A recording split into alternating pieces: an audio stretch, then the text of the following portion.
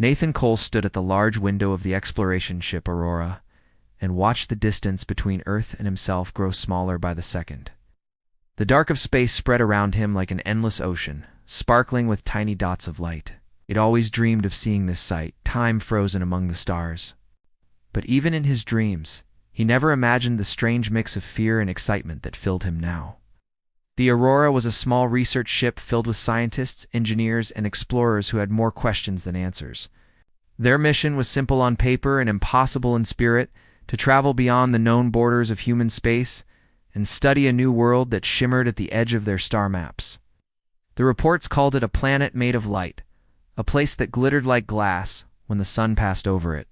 Most believed it was nothing more than ice catching strange rays, but Nathan was not so sure. Something about it felt alive. As the ship glided closer to the unknown planet, the crew became quieter. Even laughter during meal breaks faded into whispers. Lisa Carter, the ship's pilot, glanced over at Nathan while checking the control screens. She was steady but curious, always the one to break a heavy silence. "Captain," she said with a small smile, "do you think we'll meet anyone down there?" Nathan looked at her and gave a slow shrug. "We'll find something, Lisa. Whether that something wants to meet us is another matter." It was easy words meant to sound calm. Inside, his mind was running wild. No human had ever walked on this world. No one knew what waited on its shining surface. But he had seen the scans, stowers, shapes, patterns that did not seem natural. They were built, not formed. The thought of what kind of hands could build them made his pulse quicken. The ship entered orbit, and the planet filled their view. It was breathtaking. From above, it looked as though the entire world was wrapped in glass and silver. Rivers of light wound between shining plains. Mountains sparkled like mirrors catching the sun. Nathan felt his throat tighten. He had seen many planets before: dusty reds, icy blues, stormy giants, but nothing like this. When they landed, the ground beneath them sang faintly beneath their boots, as though every step sent a quiet vibration through the surface. The air shimmered with pale color, soft and clear like a dreaming mist. They wore light suits to protect them, though the atmosphere was surprisingly close to Earth's. Around them stood high towers of glassy stone. The towers were tall and curved like rising flames. Light moved inside them, slow and steady, as if the entire city was breathing. Lisa whispered, "It's like walking inside a rainbow." Nathan nodded slowly, eyes wide. "It's more than that. Someone built this." They moved carefully through the empty streets. The ground was smooth and clean. There was no dust, no marks of weather or decay, no sign of people, but the city felt alive, as if its builders had just stepped away a moment ago. The team spread out, scanning the structures and recording the strange energy that pulsed beneath the surface. At the center of the city stood a great tower that caught all the surrounding light and turned it into a golden beam shooting to the sky. Nathan felt drawn to it, almost called by it. As he walked closer, he saw shapes moving within the light at the base of the tower. He raised a hand to signal the others, but before he could speak, the golden glow thickened. From the beam of light, figures began to walk forward. They looked human, fully human. Their skin was pale and seemed to carry a faint glow, but their faces were familiar and gentle. Nathan froze, unable to move. A woman stepped ahead of the others. She stood tall, her eyes bright and unreadable, her gown shining faintly like dawn against glass. Her expression was calm, yet filled with something he could not define: pride, sadness, and curiosity all at once. Lisa gasped softly beside him. The human explorers had expected many things. Perhaps strange beings or danger, but not this. Not the image of humanity reflected back from another world. The woman looked at Nathan as if studying his soul. The air between them trembled. Then she spoke, her voice clear and soft. The translator in Nathan's ear could barely keep up with her words. "You are not of this place," she said. "Why have you come?" Nathan swallowed, heart pounding. Knew this was the moment that would change everything, a first meeting across worlds. His mouth went dry, but his voice came out even and calm. "We came to learn," he said. "To understand." The woman studied him with eyes that seemed to hold all the light in the world. Then, slowly, she smiled, a smile both kind and full of mystery. The golden beam behind her dimmed, as if the entire planet was holding its breath. And for the first time in human history, Nathan Cole realized that what waited in the unknown was not always fear. Sometimes it was beauty. Nathan stood in silence before the woman who had stepped out of the golden light. Her calm eyes studied him, but there was no fear in them, no anger, only quiet wonder. The same golden glow that surrounded her seemed to answer to her breathing, brightening and fading as softly as the wind. Behind her stood others, men and women, all with that faint shimmer in their skin, all watching the humans with steady attention. Lisa stayed close beside Nathan, barely daring to breathe. The rest of the crew kept their distance, their recording devices raised but silent. The stillness of that moment felt larger than any discovery before it. Nathan finally found his voice again, quiet but clear. "We mean no harm," he said. "We came from far away to learn about your world." The woman tilted her head slightly, almost like she was trying to measure if his words were truth. When she spoke again, her tone was kind but firm. "You came across the dark between stars to ask questions. That is rare." Nathan nodded. "We are people of questions. We are not afraid to look at what is new." Her expression softened a little, like she had found that answer both strange and pleasing at the same time. She stepped closer, the light around her gently brushing against Nathan's suit. He felt warmth, not from heat, but from something softer, something that made his heart beat slow. "You may walk among us," she said after a pause, "but you must walk with care. This city listens, and it remembers." The crew followed her through wide streets that curved like rivers. Tall towers stretched above them, their surfaces alive with quiet movement. It was as if each wall was breathing light. Nathan noticed that there were no pieces of machinery, no smoke, no wires or pipes. Everything seemed to grow from the ground, shaped by thought rather than tools. As they walked, she spoke little, but her silence carried a weight that made everyone else whisper less and less. From time to time, she looked at Nathan and then at the sky, her face unreadable. When they reached the largest building, huge doors opened soundlessly before them. Inside, the air seemed to hum. The room was built in circles. At the center stood a pool of bright water, smooth as glass. The reflection of the ceiling lights rippled across the walls. Round the pool sat several men and women, their faces calm and bright. They looked at Nathan's group with a mix of curiosity and kindness, as if welcoming but also judging at the same time. One older man spoke, his voice low and strong. "You are travelers from the outside?" Nathan stepped forward. "Yes, from a world we call Earth." At that name, a faint shimmer passed through the group. Some of them exchanged quiet words that Nathan could not follow. The woman who had led them here raised a hand, and they fell silent. "They come in peace," she said softly. The elder nodded. "Then peace we will offer." He turned his eyes to Nathan again. "What do your people seek from us?" Nathan chose his words carefully. He looked around at the shining walls, the faces of people who seemed almost human, yet more graceful, more still. Finally he said, "We seek understanding. We want to know how you live with such harmony. We want to learn from it." The man seemed to think on that. Then he smiled faintly.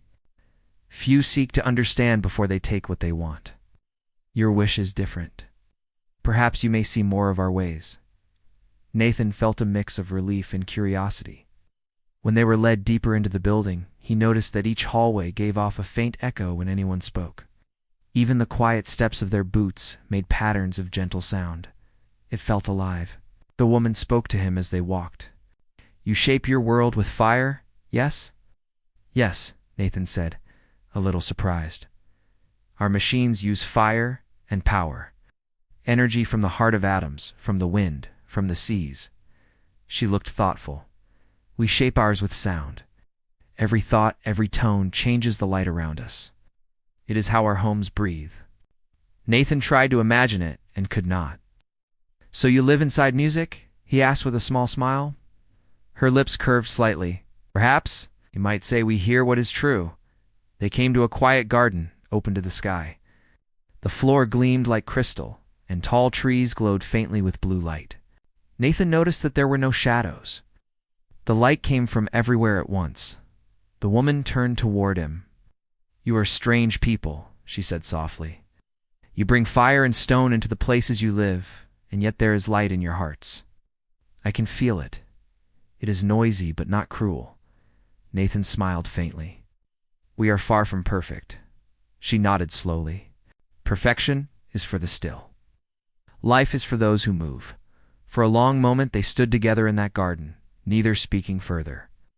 The rest of the crew moved quietly around them, scanning the shining plants and recording their readings. But Nathan was barely aware of them, could not stop looking at the woman and the quiet light that seemed to follow her every motion. In that moment, he felt that he was standing in a place that did not just exist in space but in meaning, a living dream that asked him to understand before judging. And though he still had questions too many to count, one thought filled his mind again and again. Whatever she and her people were, whoever they were not so different from him. The days passed slowly and peacefully on the shining world. Nathan and his crew were given a small place to stay near the great tower that touched the sky. The walls of their rooms glowed softly at night, lighting the air with calm colors that seemed to breathe along with their hearts. The people of that world visited them often, bringing clear water and fruits that looked like crystal and tasted like honey. Nathan spent most of his time walking through the city with the quiet woman who had first greeted them. He had learned her name was Leora, her voice calm and strong, carried a tone that reminded him of the sea when the waves were gentle. She was wise but curious, like someone who had seen many things, yet still wanted to learn more. When she spoke, her words carried meaning deeper than their sound. One morning, Leora guided Nathan to a high balcony that looked over the whole city. From there, he could see how the towers shone together, their colors blending like light passing through clear water. It was the most peaceful sight he had ever seen. Leora turned to him. Your people build with stone and fire, she said slowly, but your heart reaches out to the stars. Why do you always search for what is beyond? Nathan thought about it for a moment. The question was simple, but the answer was not. Because we are never satisfied with what we have, he said. We always want to know what else is out there. Sometimes it helps us grow. Sometimes it causes us pain. That is strange, Leora said softly, looking out at the shining towers. We do not seek what is beyond. We look inward, and that is enough. She paused, then smiled faintly. But maybe there is a kind of courage in what you do. You step into the dark with no promise of safety. It is hard to understand, but hard not to admire. Nathan laughed quietly. Sometimes I think we don't understand ourselves either. Their laughter faded, and for a long moment they simply watched the city breathe light. Below them, the people walked in quiet rhythm, as though guided by music Nathan could not hear. Later that day, Nathan's crew was invited to see how the city produced its energy. Leora led them to a wide open space beneath the ground, where tall crystals rose from smooth floors. The crystals vibrated gently, and their light pulsed like a heartbeat. The sound around them was faint but steady, like the hum of a song without words. Leora explained that her people lived in balance with the planet itself. Their voices and emotions shaped the crystals, and the crystals in turn nurtured their cities. Nothing was forced. The air, the water, the light all were parts of the same song, Lisa whispered to Nathan. It's like the world is alive. Nathan nodded in agreement, watching as Leora moved her hands slowly through the air. In response, one of the crystals changed color, turning from pale silver to soft gold. Every person carries a tone of life, Leora said. When the world and the person sing together, peace is born. She turned to look at him. But when the tone is broken, everything begins to fade. That thought stayed in Nathan's mind long after they left the chamber. He began to notice how the people moved with a strange togetherness, as if they were parts of one mind. Yet he also saw something else beneath their calm face, set as a quiet sadness, as if harmony came with a cost. That evening, as the sun dipped below the horizon, the colors of the city shifted from bright silver to soft rose. Nathan stood on the edge of a glowing bridge, thinking about Leora's words. She joined him there, the wind brushing gently through her hair. Your world must be full of noise, she said after a while. He smiled. It is. We argue, we build, we fight, we dream. We make music and mistakes. But somehow all that noise makes us who we are. Leora looked at him for a long time. There was no judgment in her eyes, only wonder. You live among storms, she said softly. And yet you find beauty in the thunder. Nathan turned toward her. Maybe beauty grows from struggle, he said. Maybe peace without change is just stillness. She thought about that, her gaze drifting toward the horizon. For a long while, neither of them spoke. The glowing waters below them reflected their faces, warm and calm. In the following days, Nathan and Leora spent more time together. He showed her the human pictures stored on his ship oceans, mountains, animals, cities bright with lights. Leora's eyes widened at the sight of blue seas and green forests. She touched the screen gently, as though the image might sing to her. "It is wild," she said softly, "but alive." Nathan watched her with quiet admiration. Everything about her seemed both strong and fragile at once.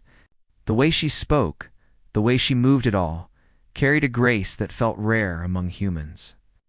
Often, when she smiled, he found his words vanish. And sometimes, when the city lights dimmed for the night and he walked back to his quarters, he caught himself thinking about her more than about the mission. For the first time since leaving Earth, he understood that discovery did not always mean finding new places or new knowledge. Sometimes discovery meant finding a person who made the entire universe feel closer and warmer. He did not tell anyone about this thought.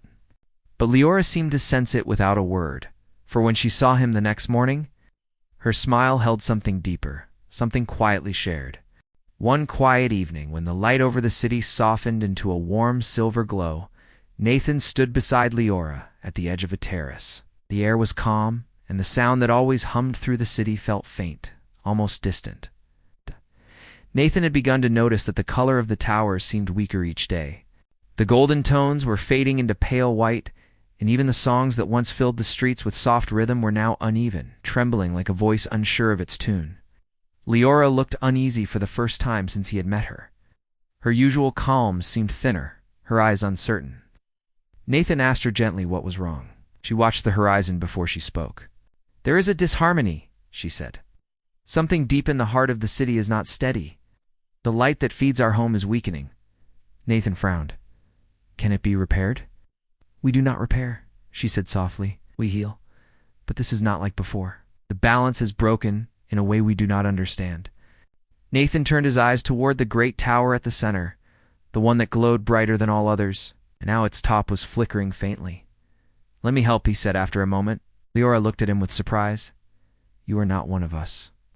The heart of the city may not hear you, but maybe it needs to hear something new," he answered. His voice was simple, but there was a quiet confidence in it. Leora stared at him for a few seconds, then nodded slowly. "If you are willing, we will go." They made their way through silent streets. People they passed stopped and stared, their eyes full of worry. The colors of their skin, once radiant, now looked dull under the fading light. When they reached the tower's base, a low sound vibrated through the ground. The air shook softly like the city was sighing in pain. Inside, the tower's halls were darker than before. The crystals on the walls shimmered weakly, as if the life in them were slipping away. At the center of the grand chamber, a circle of light hovered above a wide pool of clear water. The golden glow that once filled this pool was fading to gray. Leora knelt beside the pool, placing her hand over the surface. The water trembled, but did not respond. She closed her eyes and hummed softly, a tone that Nathan recognized. It was the same gentle sound she had taught him before. The walls flickered slightly, but the glow died again, almost at once. Her voice broke. "Does not answer me." Nathan felt a deep urge to help, but didn't know how. He had no connection to the crystals, no harmony to offer. Then he remembered something she had told him during their long walks. She once said that the city listened to feeling, not words. It responded to truth. He stepped closer, kneeling beside her. "Let me try," he said quietly. Leora hesitated, but the despair in her face showed her readiness to try anything. He reached out, touching the surface of the glowing pool with one bare hand. The water was cool and smooth. He closed his eyes. At first nothing happened. The silence was deep enough to make the air feel heavy. Then Nathan began to hum softly. It was not a perfect sound, not even close. His voice cracked at the edges, low and simple. A tune he remembered from his childhood, a song his mother used to sing when the night felt too long. It was full of warmth, imperfection, and love. Leora turned toward him, her eyes wide. The pool began to pulse, not brightly, but gently, with colors that had not been seen in the city before.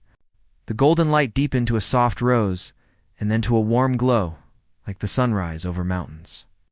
The vibration spread through the floor and into the air. The tower trembled as if waking from a deep dream. Energy moved outward like waves in water. People outside stopped in the streets as colors returned to the buildings. The faint hum that had vanished now rose again, steadier and richer than before. Leora's hand rested on Nathan's shoulder. "Your voice is not like ours," she said in awe. "It is broken, but it is real." Nathan opened his eyes, still kneeling beside the pool that now shimmered with light. "Maybe the city needed something human," he said quietly. "Something that was not perfect." The energy continued to rise until the tower blazed with light. When the glow finally steadied, everything grew peaceful once again. The great sound faded to a soft whisper of calm air. The city was alive. Leora looked around in wonder. People outside were cheering, their voices carrying joy and relief. "You have healed us," she whispered. Nathan shook his head. "I did not heal anything. You did. The city listened to your hope. My sound was only the spark." She smiled at him, her eyes glistening.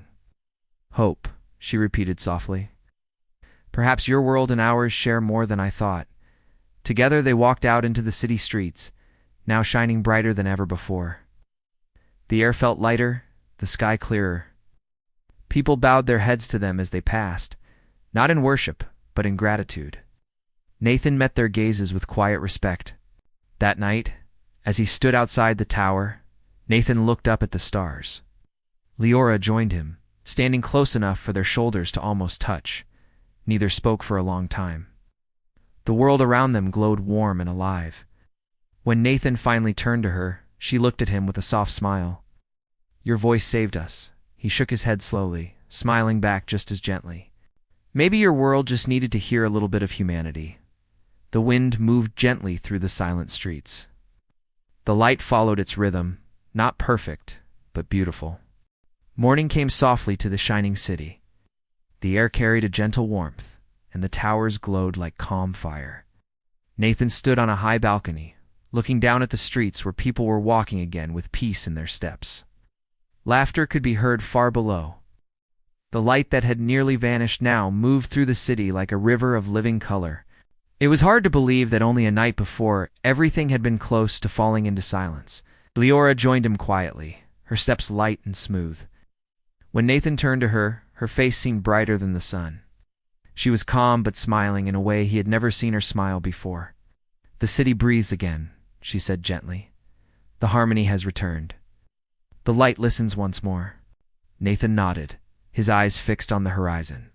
"I am glad. For a moment I thought it would all disappear." Leora looked at him closely. "You brought it back?" "Your song reached where ours could not." Nathan laughed softly.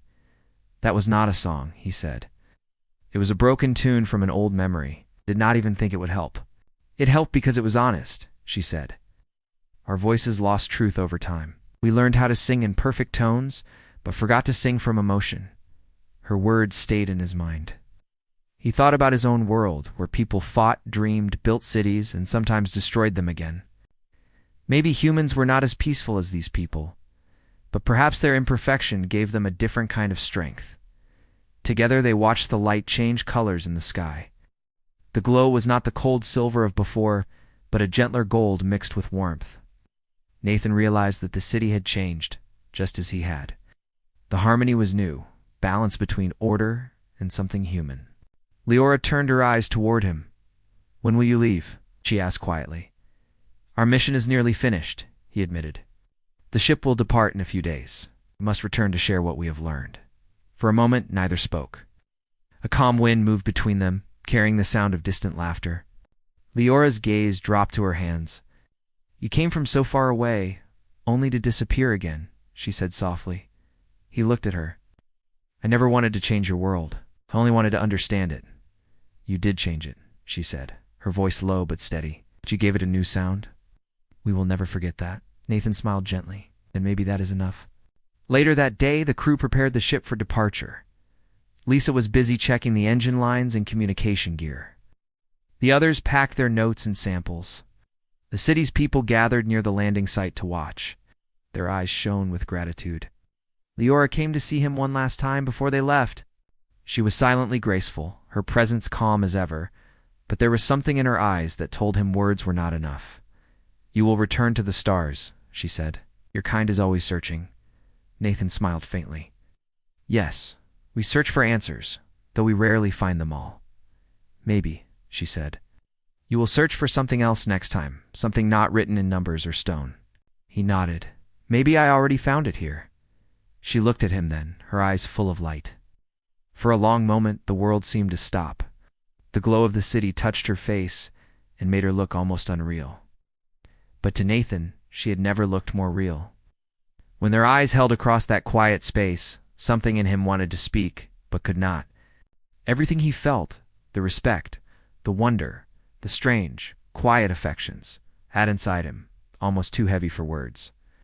Leora stepped closer, her voice a whisper. "You showed us that there is beauty in imperfection." Nathan smiled and said softly, "And you showed me that peace can have strength." The engines of the ship began to hum. His crew called out to him, signaling that they were ready. The sound rose through the air, blending with the gentle hum of the city's song. Nathan turned to go, but just before he stepped onto the platform, he looked back once more.